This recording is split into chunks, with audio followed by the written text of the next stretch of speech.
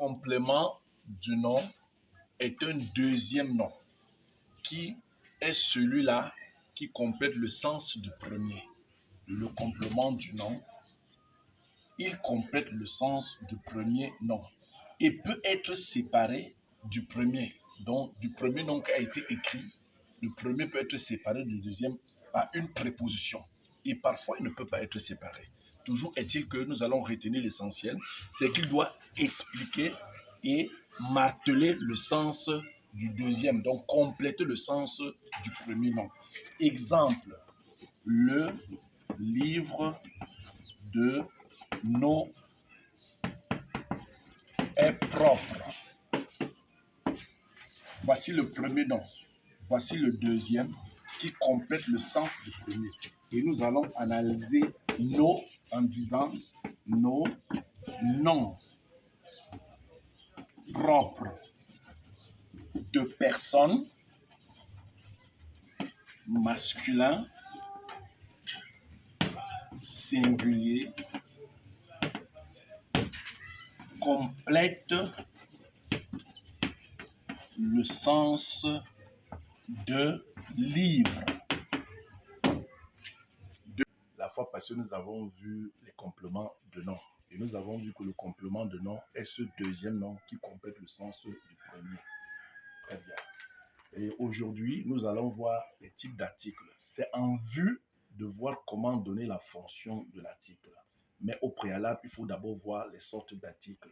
Que sont l'article défini simple, exemple, le, la, les, comme par exemple le cahier, la langue, c'est un exemple que je donne. La deuxième sorte, c'est l'article défini LD, comme L apostrophe. Exemple, l'école. Le troisième type, c'est l'article indéfini, comme un, une. C'est un article qui ne définit rien de concret, n'est-ce pas? On peut désigner n'importe quel nom par cet article. Par exemple, une banane. Une banane. Quatrièmement, l'article défini partitif. L'article défini partitif a cette particularité qu'il comporte généralement les articles regroupés, comme de le, comme de la, ainsi de suite. Maintenant, la cinquième sorte, c'est l'article défini contracté. Au lieu de dire je m'en vais à le village, on peut dire je m'en vais au village. Je donne les mangues à les enfants, on peut dire je donne les mangues aux enfants. Ça, voilà les sortes d'articles pour aujourd'hui. Nous allons retenir qu'il y en a 5 sortes que voici au tableau avec les exemples précis. La séance antérieure, nous avons vu les sortes d'articles qui étaient l'article défini simple, l'article défini éludé, l'article indéfini, l'article défini partitif et l'article défini contracté. Aujourd'hui, nous allons voir donc comment analyser chaque type d'article. Nous allons retenir grosso modo que quel que soit le type d'article, la fonction c'est détermine. Exemple numéro 1. La maison est belle. La, article défini, féminin singulier, détermine maison. Deuxième exemple. Un garçon gentil. Un, article indéfini, parce qu'il ne définit pas un garçon précis, ça définit n'importe quel garçon. Masculin singulier, détermine garçon. Exemple numéro 3. L'école est éloignée. L'école, L apostrophe, article et l'idée. Féminin, pourquoi féminin? Généralement, l'article et l'idée, son genre dépend du nom qu'il détermine. Si le nom est masculin, cet article sera masculin au niveau de son genre. Si le nom qu'il détermine est féminin, comme tel est le cas, le genre sera féminin. Alors nous allons dire ce L apostrophe est un article élidé, féminin singulier, détermine école. Exemple numéro 4. C'est pour l'analyse de l'article partitif. L'enfant de le village. On aurait pu dire que l'enfant de le village. Mais comme c'est partitif, on raccole les deux. On dit l'enfant du village. Du, article partitif, masculin. Parce que le nom qui détermine village est masculin, masculin singulier, détermine village. Cinquième exemple, je suis allé à le village. On pouvait dire je suis allé à le village. Mais on contracte les deux, à et le, et ça nous constitue au. Je suis allé au village. Au, article contracté, masculin, parce que le nom qu'il détermine est masculin. Masculin singulier détermine village. On aurait pu dire j'ai donné les billes à les enfants. Et si on disait à les enfants, le O devait être le O avec X à la fin. Et on devait dire O, article contracté, masculin pluriel, détermine enfant. Donc, voilà un peu pour chaque type d'article son exemple. À la prochaine. Merci. Oui, la fois antérieure, nous avons vu comment retrouver l'adjectif qualificatif dans une phrase. Et nous avons dit que pour retrouver un adjectif qualificatif dans une phrase, on pose la question comment, et le mot qui répond à la question est adjectif qualificatif. Aujourd'hui, nous allons voir les différentes fonctions de l'adjectif qualificatif. Et nous allons retenir que l'adjectif qualificatif a 4 fonctions. L'adjectif qualificatif peut être épithète, l'adjectif qualificatif peut être attribut, l'adjectif qualificatif peut être mis en apposition et l'adjectif qualificatif peut être complément. Pour le premier cas qui est de l'épithète, l'adjectif qualificatif est épithète lorsqu'il est directement lié au mot qui qualifie. Directement lié au mot qui qualifie. Ou alors, entre ce mot qui qualifie et lui, l'adjectif qualificatif, il n'y a pas de verbe d'état. Exemple. Bienvenue sur notre page Facebook portant sur l'analyse off. Ali a un joli pantalon. Ali a un joli quoi? Pantalon. Un joli pantalon. Comment est le pantalon de Ali? Joli. Et nous allons analyser joli. Joli, adjectif qualificatif, masculin singulier. Joli est masculin à cause de son nom qu'il qualifie. Le nom étant masculin, l'adjectif qualificatif est masculin. Si ce nom est féminin, l'adjectif qualificatif sera féminin. Donc nous allons donc dire joli, adjectif qualificatif, masculin singulier, épithète de pantalon. Parce que entre l'adjectif qualificatif et le nom qui qualifie, il n'y a ni un autre mot, ni un verbe d'état. Deuxième exemple, mon père a une vaste maison. Vous allez constater que maison sera au féminin. On va poser la question, comment est la maison de mon père? Vaste. À ce niveau, vaste, pour l'analyser, vaste sera adjectif qualificatif, féminin singulier, épithète de maison. Donc nous allons retenir que la première fonction de l'adjectif qualificatif, c'est qu'il est épithète lorsqu'il est directement lié au mot qu'il qualifie. Merci. La dernière fois, nous avons vu la fonction de l'article. Nous avons dit que l'article détermine le nom dont il est placé le nom. Aujourd'hui, nous sommes en train de voir l'adjectif qualificatif. Et nous allons retenir que l'adjectif qualificatif est un mot qui indique comment sont les personnes, les animaux et les choses. Pour retrouver donc un adjectif qualificatif dans une phrase, on pose la question comment avec le point d'interrogation si c'est à l'écrit. Si c'est oralement, on doit se poser la question dans la tête comment est une personne, un animal ou une chose. Exemple.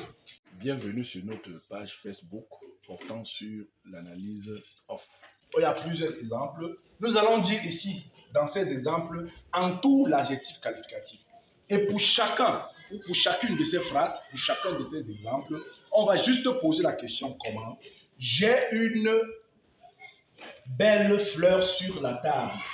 J'ai une fleur comment? Belle. Voici comment nous retrouvons l'adjectif qualificatif dans la phrase. Dans la deuxième phrase, vous avez des yeux bleus. Vous avez des yeux comment? Bleus. Nous allons donc constater que, en posant la question comment, c'est le mot bleu qui répond à la question, donc c'est lui l'adjectif qualificatif. Et à la troisième phrase, voici un grand cocotier. Voici un grand cocotier. Le cocotier est comment? Grand. C'est grand qui répond donc à cette question. Donc, grand est adjectif qualificatif. Donc, en définitive, pour trouver l'adjectif qualificatif dans une phrase, on doit poser la question comment et le mot qui répond à la question, c'est ce mot qui est adjectif qualificatif. Merci. La séance antérieure, nous avons vu la première fonction de l'adjectif qualificatif, qui était épithète, et qui ne faisait pas intervenir les verbes d'état. Maintenant, nous allons amorcer, n'est-ce pas, une autre fonction de l'adjectif qualificatif. Et pour cela, il faut faire un bref rappel des verbes d'état. C'est pour ça que nous allons nous rappeler que les verbes d'état sont être, paraître, sembler, rester, demeurer, passer pour, avoir l'air. Bienvenue sur notre page Facebook portant sur l'analyse of. Ces verbes d'état donnent l'état de la personne, de la chose ou de l'animal. C'est à partir de ces verbes qui va séparer l'adjectif de son nom qu'on va passer à une autre fonction qu'on va appeler attribut. Donc on ne peut pas parler d'attribut si on ne parle pas au préalable des verbes d'état que voici. Merci. La séance antérieure, nous avons vu l'autre fonction de l'adjectif qualificatif qui était épithète. Et à titre de rappel, l'adjectif qualificatif était épithète lorsqu'il était directement lié à son nom ou bien lorsqu'il n'y avait pas de verbe d'état entre les deux. Et nous avons vu les différents verbes d'état. Aujourd'hui, nous allons voir l'une des dernières fonctions, parce qu'il y en a une dernière, qui est l'attribut. Et nous allons retenir que l'adjectif qualificatif est attribut lorsqu'il est séparé de son sujet par un verbe d'état. Nous avons ébauché une panoplie de verbes d'état. Exemple. Bienvenue sur notre page Facebook portant sur l'analyse of. Cet enfant est courageux.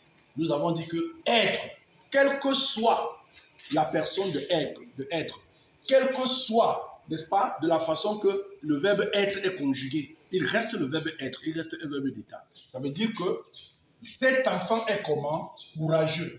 Courageux est séparé de enfant par le verbe d'état. Il suffit tout simplement que le verbe d'état soit entre l'adjectif qualificatif et son sujet. Et directement, cet adjectif qualificatif sera attribut. Exemple, courageux, adjectif qualificatif, masculin singulier, attribut de enfant. Ça, c'était le premier exemple. Le second exemple, vos livres semblent propres. Le verbe sembler, qu'il soit conjugué au présent, à l'imparfait, au passé composé ou à n'importe quel temps, il reste le verbe sembler.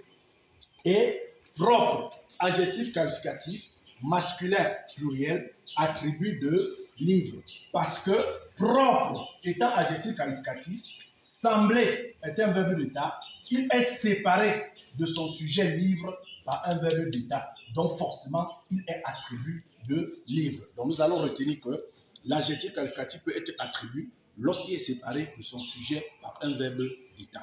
Merci. Nous terminons aujourd'hui par l'analyse de l'adjectif démonstratif. Et nous allons voir que la fonction de l'adjectif démonstratif n'est autre que détermine. Donc, l'adjectif démonstratif détermine une personne, un animal ou une chose. Exemple numéro 1. Bienvenue à notre page Analyse Off sur Facebook. Ces jeunes garçons mangent. C'est adjectif démonstratif, masculin pluriel, détermine garçon. Exemple numéro 2. Cette étude est indispensable. C'est adjectif démonstratif, féminin singulier, détermine étude. Donc, nous allons retenir que la fonction principale de l'adjectif démonstratif n'est autre que détermine. Merci. Oui, la fois passée, nous avons terminé avec les adjectifs qualificatifs. Aujourd'hui, nous entamons avec les adjectifs démonstratifs. Et nous allons retenir que les adjectifs démonstratifs sont les petits mots qui servent à démontrer une personne, un animal ou une chose. Quelques adjectifs démonstratifs: ce, cette, c'est et autres. Il y en a plusieurs. Donc, voilà quelques adjectifs démonstratifs pour l'introduction des adjectifs démonstratifs. Merci. Bienvenue à notre page Analyse Off sur Facebook. Go. La fois passée, nous avons vu les adjectifs démonstratifs. Aujourd'hui, nous voyons les adjectifs possessifs. Et comme on entend possessif, ça veut dire que ça sous-entend la possession. Donc, l'adjectif possessif n'est autre qu'un mot qui sert à déterminer la possession d'une personne, la possession d'un animal et la possession d'une chose. Quelques adjectifs possessifs: mon, ton, son, ma, ta, sa, notre, votre, leur. Voilà quelques adjectifs possessifs. On pouvait même continuer en ajoutant nos, vos et leurs, n'est-ce pas? Donc, voilà quelques adjectifs possessifs qui ne servent qu'à déterminer la possession. Merci. Sur votre page, qui est la nôtre à nous tous, analyse offre officielle. Nous vous convions à regarder ces pages de temps en temps, constamment, permanemment, à liker au maximum, à devenir nos followers, parce que ces cours sont instructifs, non pas seulement pour les apprenants, mais aussi pour les enseignants et pour les parents. Donc, veillez, n'est-ce pas, liker au fur et à mesure, parce que cette page apparaît chaque semaine. Donc, c'est hebdomadaire.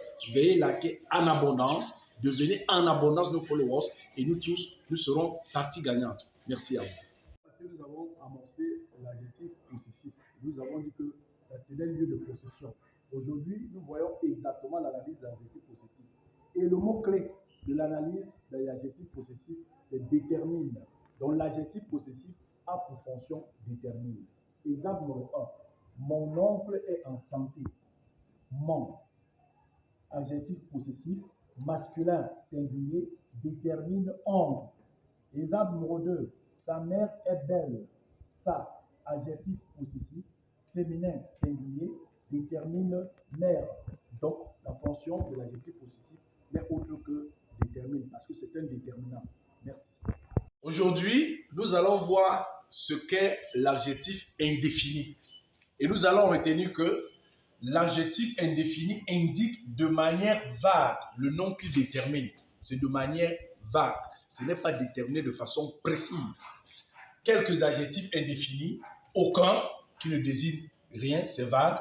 Autre est vague. Certains, nul, plusieurs, quelques, tout, chaque, même. Il y en a plusieurs. Donc, nous avons comme ça dit que l'adjectif indéfini est un nom, est un mot, n'est-ce pas? C'est cet adjectif qui indique de manière vague le nom qu'il détermine. Merci. Bienvenue à notre page Analyse Off sur Facebook. La séance antérieure, nous avons introduit ce qu'est l'adjectif indéfini. Et nous avons dit que cet adjectif indique de façon vague, n'est-ce pas, le nom. Aujourd'hui, nous allons continuer avec l'adjectif indéfini, mais en s'attelant sur la fonction. Et nous allons dire que l'adjectif indéfini n'a qu'une seule fonction, détermine. Exemple, nul homme n'est parfait. Nul, adjectif indéfini, masculin singulier, détermine homme. Exemple numéro 2. Toute bonne action est récompensée. Toute, qui est l'adjectif indéfini, on l'analyse. Adjectif indéfini, féminin singulier, détermine action.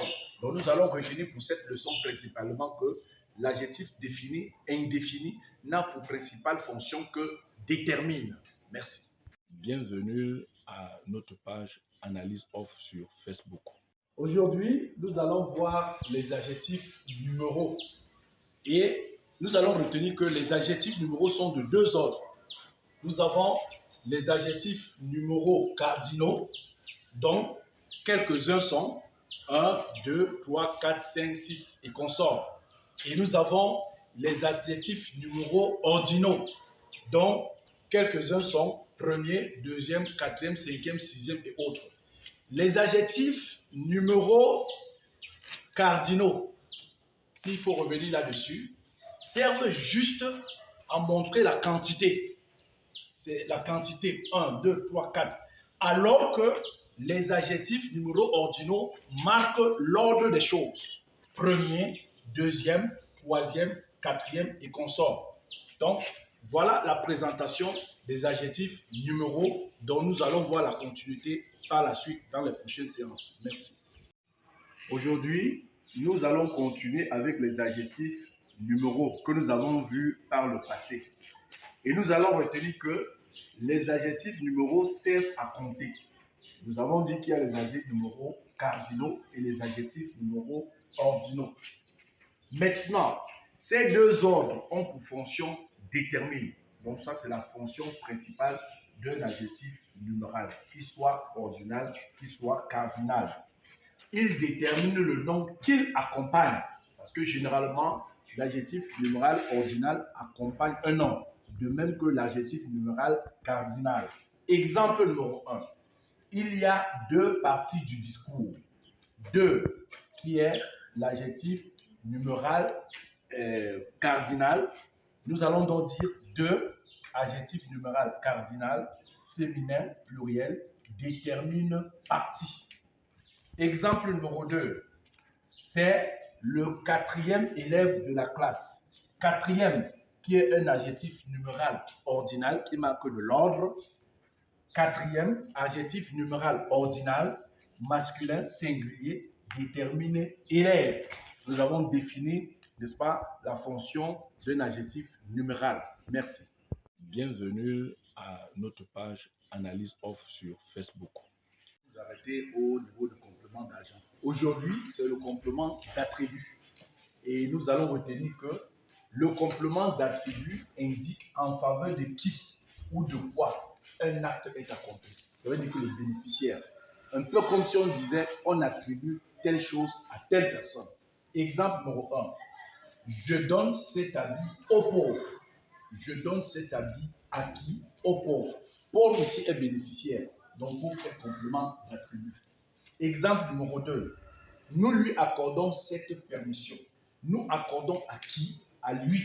Donc, lui ici, étant le bénéficiaire de la permission, lui est complément d'agent, d'attribut autant pour moi. Donc, voici un peu ce que c'est que le complément d'attribut qui est pour le bénéficiaire. Merci. Bon. À la deuxième séance, on va analyser le complément d'attribut. Sachant qu'à la première séance, précédemment, nous avons vu ce qu'est le complément d'attribut qui s'adressait aux bénéficiaires. Aujourd'hui, comment analyser donc ce complément d'attribut? Nous partons directement par des illustrations. Exemple numéro 1. No remet l'héritage à son fils. No remet l'héritage à qui? À son fils. Nous sommes d'accord que fils ici est bénéficiaire. Donc c'est fils qui est complément d'attribut. Alors, fils, nom commun, deux personnes, masculin, singulier, complément d'attribut de remet, parce que le complément est celui du verbe. Exemple numéro 2. Eto donne le ballon à Mila. Eto donne le ballon à qui? À Mila. Ici, Mila est complément attribut, parce que c'est Mila qui est bénéficiaire. Mila, nom propre de personne, masculin, singulier, complément d'attribut de donne. Donc, voilà un peu comment on analyse un complément d'attribut. Il est complément d'attribut du verbe. Merci. La séance antérieure, nous avons vu la fonction du pronom relatif. Aujourd'hui, nous voyons ce qu'est le complément d'objet direct. On appelle encore le COD. Nous allons retenir que le complément d'objet direct COD est un mot qui est directement lié au verbe et qui répond à la question qui ou quoi. On dit bien lié au verbe. Donc, il complète en principe le sens de la phrase, mais beaucoup plus le sens du verbe. Voilà le rôle du complément d'objet direct. Exemple numéro 1. Si on nous demande d'entourer le complément d'objet dans cette phrase, nous allons dire Célestin a mangé du pain. Célestin a mangé quoi? Du pain. On entoure donc le mot pain, parce que c'est le mot pain qui complète le sens du verbe manger et qui répond exactement à la question quoi. Exemple numéro 2, souligne le complément d'objet direct. La sève nourrit la plante. La sève nourrit quoi? La plante. Et c'est le mot plante qu'on doit souligner parce que c'est lui le complément d'objet direct qui est lié au verbe et qui répond par la question quoi? Plante. Donc, en résumé, le complément d'objet direct, comme on le disait, est un mot qui est directement lié au verbe et qui répond à la question soit qui pour les personnes et quoi pour les animaux et les choses. Merci.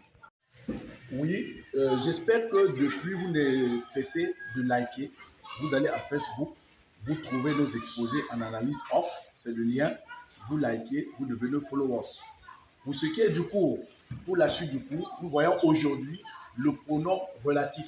Et nous allons voir que le pronom relatif n'est qu'un mot qui relie le mot qu'il remplace à celui qui le suit. Exemple, quelques pronoms relatifs, qui, quoi, dont, où, que. lequel, naturellement c'est du masculin singulier, laquelle du féminin singulier, lesquels qui est du masculin pluriel et lesquels qui est du féminin pluriel. Donc voilà ce que nous retenons de ce qui est du pronom relatif. Merci. Nous voyons en cette séance la fonction du pronom relatif. Et nous allons retenir que le pronom relatif a pour fonction sujet du verbe. Donc le pronom relatif est sujet du verbe. Au-delà de ce qu'on va donner comme le genre, le nombre, à la fin, nous allons retenir qu'il est sujet du genre et du verbe. Exemple, sur votre page qui est la nôtre à nous tous, analyse offre officielle. Son genre et son nombre dépendent de l'antécédent. Exemple 1, l'enfant qui prie est heureux. L'enfant qui prie. Nous allons voir que le pronom relatif, c'est qui. Et pour analyser qui, on dit qui, pronom relatif, masculin singulier, sujet de prie. Donc sujet du verbe prie. Deuxième exemple, la fille dont je vous parlais est belle. La fille dont est pronom relatif. Pour analyser dont, pronom relatif, féminin singulier, sujet de est. Donc nous allons retenir que la fonction du pronom relatif est sujet et il est sujet du verbe. Merci. Aujourd'hui, nous allons voir le verbe. Et avant même de définir ce qu'est le verbe, sachant que le verbe est la charnière d'une phrase. C'est la charnière d'une phrase. Le verbe est l'élément essentiel d'une phrase. Pourquoi? Parce que le verbe exprime ce que l'on est et ce que l'on fait. C'est le verbe qui détermine ce que l'on est et ce que l'on fait dans une phrase. Exemple, nous mangeons du pain. Si on dit nous du pain, il y aura un vide, une phrase sans sens. Donc pour qu'il y ait le sens, il faut absolument le verbe. Nous mangeons. Donc mangeons est le verbe. Exemple numéro 2, l'élève s'amuse à l'école. L'élève s'amuse à l'école. On ne saurait dire l'élève à l'école. Ça n'aura pas de sens. Donc pour qu'il y ait le sens dans une phrase, il faut absolument le verbe. Donc ici dans cette phrase, le verbe c'est s'amuse. Le verbe donc est l'élément essentiel de la phrase parce qu'il exprime ce que l'on est et ce que l'on fait. Dans toutes les vidéos que nous sommes en train de faire, ce sont des vidéos que nous allons retrouver à Facebook. Il faut liker au maximum, partager au maximum parce que ces vidéos intéressent et les élèves, les étudiants, les parents et même les enseignants. Donc il faut liker au maximum et il faut partager au maximum. Merci. 3. Nous avons vu la fois passée ce qu'est le verbe. Nous avons vu que c'est ce mot qui dit ce qu'est fait une personne ou ce que fait une personne. Aujourd'hui, nous allons voir les différents groupes de verbes. Et nous allons dire que les verbes sont de 3 groupes. Les verbes du premier groupe, du deuxième groupe et du troisième groupe. Comment distinguer un groupe à un autre? Les verbes du premier groupe se terminent à l'infinitif par ER et le participe présent est en ANT. Les verbes du deuxième groupe se terminent à IR à l'infinitif et leur participe présent est en ISAN. Alors que les verbes du troisième groupe se terminent parfois par IR, parfois par OIR et parfois par RE et leur participe présent c'est en NT. Nous voyons qu'avec ceci, nous allons faire rapidement la distinction entre les verbes du premier, du deuxième et du troisième groupe à travers leur infinitif et leur participe présent. Likez, faites liker, partagez sur Facebook. Merci. Antérieur, nous avons vu les types de groupes de verbes. Nous avons dit, à titre de rappel, que les verbes étaient de 3 groupes. Les verbes du premier groupe, les verbes du deuxième et les verbes du troisième groupe. Et nous avons vu comment distinguer un groupe à un autre. Nous avons dit que les verbes du premier groupe se terminaient par ER à l'infinitif et le participe présent était à ANT. Les verbes du deuxième groupe se terminent à l'infinitif par IR et le participe présent est ISAN. Alors que les verbes du troisième groupe ont 3 terminaisons, IR, RE et OIR. Et le participe présent reste le même AN. Aujourd'hui, nous allons voir quelques exemples de verbes du premier, du deuxième et du troisième groupe. Quelques verbes du premier groupe. Manger, taper, soigner, hisser, bavarder, ce sont les verbes du premier groupe et qui obéissent, n'est-ce pas, aux conditions des verbes du premier groupe. Quelques verbes du deuxième groupe, bondir, finir, remplir, n'est-ce pas, qui remplissent aussi les conditions des verbes du deuxième groupe à travers leur infinitif et leur participe présent. Et enfin, le troisième groupe, les verbes du troisième groupe, qui se terminent parfois par OIR, comme le verbe voir, par IR, comme le verbe partir, par RE, comme le verbe prendre, et même le verbe aller, qui est un verbe du troisième groupe, et qui obéissent aussi aux conditions des verbes du troisième groupe, n'est-ce pas, qui se terminent par OIR, IR et RE, et dont le participe présent est en AN. Donc voilà quelques exemples des types de verbes pour chaque groupe. Merci. Au cours de cette séance, nous allons voir le sens des verbes. Et on va retenir qu'un verbe a 4 sens. Le sens transitif, c'est-à-dire dans la phrase, la phrase comporte, n'est-ce pas, un complément d'objet tout court. Ça, c'est le sens transitif. Le sens transitif direct, lorsque dans une phrase, on retrouve un complément d'objet direct. On parle du transitif direct. Le sens transitif indirect, lorsque cette phrase comporte un verbe, n'est-ce pas, un complément d'objet indirect. Ce verbe, n'est-ce pas, contenu dans cette phrase est appelé en transitif indirect. Et le sens intransitif, lorsque dans cette phrase, on ne retrouve pas un verbe qui comporte un complément d'objet, de quelque nature que ce soit. Donc nous allons retenir, n'est-ce pas, en résumé, que les sens des verbes sont le sens transitif, le sens transitif direct, le sens transitif indirect et le sens intransitif. Merci. Veuillez liker, veuillez partager sur Facebook. Analyse offre officielle. Merci. Dans le précédent cours, nous avons éventualisé les sens des verbes dans des phrases. Aujourd'hui, nous allons illustrer, c'est pourquoi nous allons intituler l'illustration des sens des verbes. Et nous allons retenir que pour l'exemple 1, c'est l'exemple de verbe transitif, c'est-à-dire un verbe qui comporte tout simplement un complément d'objet. Exemple, No mange du macabo. N'est-ce pas, dans ce sens, il y a un complément. Donc, ce verbe est un verbe transitif tout simplement. Le deuxième exemple, le sens de verbe à transitif direct, donc qui comporte un complément d'objet direct. Exemple, Célestin donne une leçon. Célestin donne quoi? Une leçon, complément d'objet direct.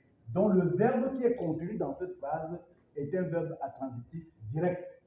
Troisième exemple, l'exemple de verbe à transitif indirect. Exemple, Pierre parle de sa mère. Pierre parle de qui? De sa mère. Complément d'objet indirect. Donc le verbe parler contenu dans cette phrase est un verbe à transitif indirect. Et l'exemple d'un verbe intransitif. Exemple, il habite près d'une rivière. N'est-ce pas? Dans cette phrase, cette phrase ne contient pas un complément d'objet. Donc nous allons retenir que voilà les exemples des sens des verbes. Merci. La séance passée, nous avons vu quelques exemples de verbes de chaque groupe. Aujourd'hui, nous allons poursuivre et même éventuellement terminer par l'analyse des verbes. Comment analyser un verbe?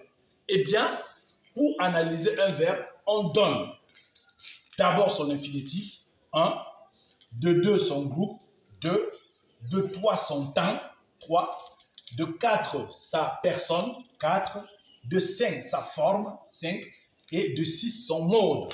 Donc, il y a 6 conditions pour analyser un verbe, que ce soit un verbe simple ou un verbe pronominal. Exemple numéro 1, je parle fort. Ici, le verbe c'est parler. Parle, verbe du premier groupe, donc verbe parler, verbe du premier groupe, il est du présent, il est ici de la première personne du singulier, parce que c'est je. Ici, la forme est active. Ici, c'est le mode indicatif. Nous allons donc voir que ça remplit les 6 conditions. Deuxième exemple, ils se sont lavés ce matin. Ici, c'est le verbe se laver, qui est un verbe pronominal et qui est conjugué au passé composé. Alors, comment analyser se sont lavés? Se sont lavés, verbe se laver, verbe du premier groupe, qui est du passé composé à la troisième personne du pluriel, à la forme pronominale, au mode indicatif. Donc voilà un peu comment analyser un verbe. Merci. Passons aujourd'hui au mode de verbe. Nous allons tout simplement retenir que les verbes sont constitués de plusieurs modes. Il y en a ici 5 ordres de modes. Le mode indicatif, dont nous allons donner l'explication après.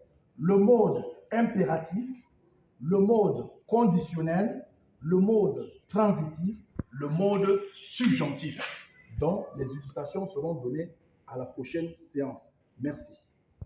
Aujourd'hui, nous voyons la préposition et nous allons retenir que la préposition est un mot ou un groupe de mots invariables qui sert à amener un complément. Sa fonction, c'est rapporte le complément à son verbe. Donc, la fonction, le rôle, n'est-ce pas, de la préposition, c'est de rapporter le complément à son verbe, quel que soit le genre de complément. Quelques prépositions à, de, sans, pour, avec, sur, en, près, avoir l'air, passer pour, des apostrophes, contre, à côté, chez, entre, etc. Parce qu'il y en a une panoplie. Merci. Comme d'habitude, au cours de ces séances, nous allons vous convier à regarder sur toutes les plateformes, à liker, à surtout partager. Aujourd'hui, nous allons continuer avec la préposition, mais dans son analyse, à travers les illustrations. Exemple numéro 1. Elle va aider à. La préposition ici, c'est à. À. Préposition. Faire rapporter aider à va. Parce que nous avons dit que la préposition a pour rôle de faire rapporter le complément à son verbe. Exemple numéro 2. Célestin travaille pour son fils. La préposition dans cette phrase, c'est pour. Pour. Préposition. Faire rapporter fils à travail. Exemple numéro 3. Le livre de nom est joli. 2 est la proposition de cette phrase. 2. Préposition. Fait rapporter nom à est. Merci beaucoup pour la séance d'aujourd'hui. Chers amis, chaque fois que vous êtes face à une situation, surtout, je parle comme ça des apprenants, et qu'on vous demande d'identifier un adverbe, vous direz que vous penserez que l'adverbe est un mot qui modifie le sens d'un nom, d'un pronom, d'un adjectif, d'un verbe. Donc vous lisez la phrase et le mot qui est chargé de modifier le sens des autres types de noms et d'autres types de mots sera un adverbe. Quelques types d'adverbes, parce qu'il y en a plusieurs. Il y a les adverbes de lieu, ici, là, où, partout, près, loin. Il y a les adverbes de temps, hier, aujourd'hui, aussitôt, alors, toujours, déjà, avant, après. Les adverbes de quantité, assez, autant, beaucoup, peu, trop, moins, etc. Les adverbes de manière, bien, mal, debout, mieux. Et n'oubliez pas que pour ce qui est des adverbes de manière, on peut partir d'abord d'un verbe et on met, n'est-ce pas, le suffixe ment. Exemple, fidèle, fidèlement, lent, lentement. Les adverbes d'affirmation, oui, vrai, non, certes, il y a plusieurs autres types d'adverbes. Donc, on va retenir grosso modo que l'adverbe, c'est ce mot qui est chargé de modifier le sens d'un nom, d'un pronom, d'un adjectif et d'un verbe. Nous ne cesserons de vous rappeler, chers lecteurs, chers apprenants, de liker, de partager dans toutes les plateformes. Cela dit, aujourd'hui, nous continuons nos cours avec la conjonction. Nous allons distinguer deux types de conjonction pour aujourd'hui. D'abord, il faut rappeler que la conjonction, c'est un mot qui sert à relier ou bien à unir deux mots, deux groupes de mots ou deux prépositions de même nature. Exemple, il y a deux types de conjonction. La conjonction de coordination et la conjonction de subordination. Donc, la définition de la conjonction, c'est, n'est-ce pas, ce mot qui sert à relier ou bien à unir deux propositions ou deux groupes de mots. C'est ainsi qu'on va distinguer les deux genres. Merci. La séance d'aujourd'hui ne permet que d'ébaucher quelques conjonction de coordination. Nous allons retenir que quelques conjonctions de coordination, mais, ou, et, donc, or, ni et car. Donc, voici ces mots qui servent, comme on vous a dit auparavant, de relier deux groupes de mots, deux propositions, ou bien deux mots. Merci. Dans le passé, nous passons à la pratique même, comment analyser une conjonction. Nous avons défini conjonction comme étant un mot qui relie deux groupes de mots, ou bien qui unit deux groupes de mots. Alors, exemple numéro 1, le soleil et la lune éclairent. Ici, il est clair que c'est le mot et qui est conjonction de coordination, puisque c'est ce mot qui lie ces deux groupes de mots. Et, conjonction de coordination, relie soleil, la lune éclaire. Exemple numéro 2, il mange du pain ou des beignets. Ou est identifié ici comme étant une conjonction, parce qu'il relie les deux groupes, les deux parties. Et nous allons dire ou, conjonction de coordination, relie, il mange du pain et, n'est-ce pas, des beignets. Troisième exemple, Pierre gronde quand il est fâché. Ici, le mot qui relie les deux parties, c'est quand. Et nous allons analyser quand, conjonction de subordination, relie la première partie qui est Pierre gronde et la deuxième partie qui est il est fâché. Donc nous allons retenir en résumé que la conjonction, qu'elle soit coordination ou subordination, relie ou unit deux groupes de mots. Merci. L'élève devra savoir et se rappeler toutefois, face à une situation, que nous avons dit que les conjonctions servent à relier ou à unir deux mots ou deux groupes de mots. Et la fois antérieure, nous avons vu les conjonctions de coordination. Aujourd'hui, c'est les conjonctions de subordination qui jouent les mêmes rôles en principe. Ça veut dire quoi? Ça veut dire que les conjonctions de subordination, donc que, quand, si, comme, lorsque, dès que et autres, servent toujours. Lorsque vous les voyez dans une phrase, sachez qu'il y a un groupe de mots qui vient avant et un autre groupe de mots qui vient après et qui se concordent pour donner le sens à tout le mot. Donc, leur rôle est toujours d'unir ou bien, n'est-ce pas, de relier deux mots ou bien deux groupes de mots de même nature.